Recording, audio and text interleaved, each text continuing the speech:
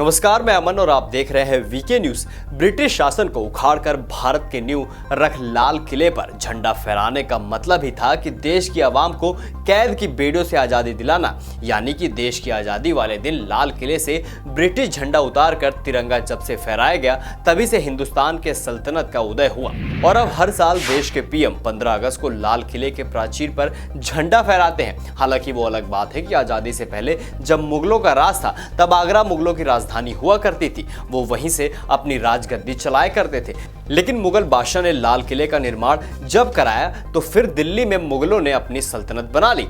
मुगल काल में भी वही था कि राजधानी दिल्ली पर जिसका कब्जा, सुल्तान वही। और अंग्रेजों से जीत हासिल करने के दरमियान भी यही था कि लाल किले पर कब्जा यानी सत्ता पर कब्जा जमा लेना। अब आप सोच रहे होंगे कि आज हम आपको अचानक लाल किले की बात क्यों बता रहे हैं, तो हम आपको बता दें कि मुगल कालीन इमारत को बदलने की मांग एक बार फिर से उठने लगी है, जिसको उठाया है खुद सुभाष चंद्र बोस के प्रपोत चंद्र कुमार बोस ने, जो लाल किले का नाम बदलकर नेताजी फोर्ट करने की मांग कर रहे हैं। अब आपको भी लग रहा होगा कि आखिर बोस साहब का क्या लाल किले से कनेक्शन है? हाँ, कनेक्शन है, और ये आजादी के पहले से ही है। दरअसल बोस के परपोते ने बताया कि डॉक्टर श्यामा प्रसाद मुखर्जी ने भी मुगल कालीन इमारत का नाम बदलने का जिक्र किया था, लेकिन तत्कालीन नेहरू सरकार ने भी इस पर ध्यान नहीं दिया। हालांकि यूं ही नेताजी का नाम बदलने की मांग नहीं उठी थी। मांग इस कारण उठी थी क्योंकि जो नेताजी ने फौज तैयार की थी, उस फौज को ही नेताजी ने नारा दिया था। नारा था दिल्ली चलो, जो कि ऐतिहासिक नारा था। यानी दिल्ली पर धावे का अर्थ था लाल किले पर कब्जा,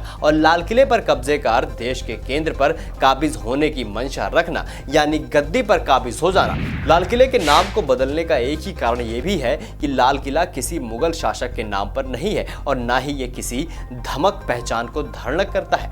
लाल बलुआ पत्थर से बने होने के कारण इसे लाल किला कहा जाता है। इसलिए ये नामांतरण किसी सांस्कृतिक पहचान से विरोध नहीं रखता, इसलिए इसे बदला जा सकता है। वहीं लाल किले के नाम को बदलने का एक और कारण यह भी था कि लाल किला न केवल मुगल प्रभु सत्ता व शक्ति का प्रतीक था, बल्कि कालांतर में ये राष्ट्रीय एकाकीकरण और ध्रुवीकरण का भी केंद्र बना। चाहे विदेशी आक्रमणकारी के रूप में तुर्की, ईरानी व ब्रिटिश, जिन्होंने यहाँ आक्रमण कर शक्ति का प्रदर्शन किया, तो फिर हिंदुस्तान क्यों नहीं मुगलों के नाम को मिटाकर नया नाम गढ़ सकता है? और आखिर में बात यह भी है, इतिहास की अपनी जटिलताएं हैं, लेकिन ये कभी भी अपने लोगों को नए अर्थ ग्रहण करने से नहीं रोकती। इसे नामांतरण से मुगल काल में बनी इस इमारत का इतिहास कहीं से खंडित नहीं होगा, बल्कि नए अर्थ ही ग्रहण करेगा। बहरहाल, आप इस पर क्या सोचते हैं, हमें कमेंट सेक्शन में कमेंट करके जरूर बताइए। और ऐसी तमाम बड़ी खबरों को देखने के लिए देखते रहें वीके न्यूज।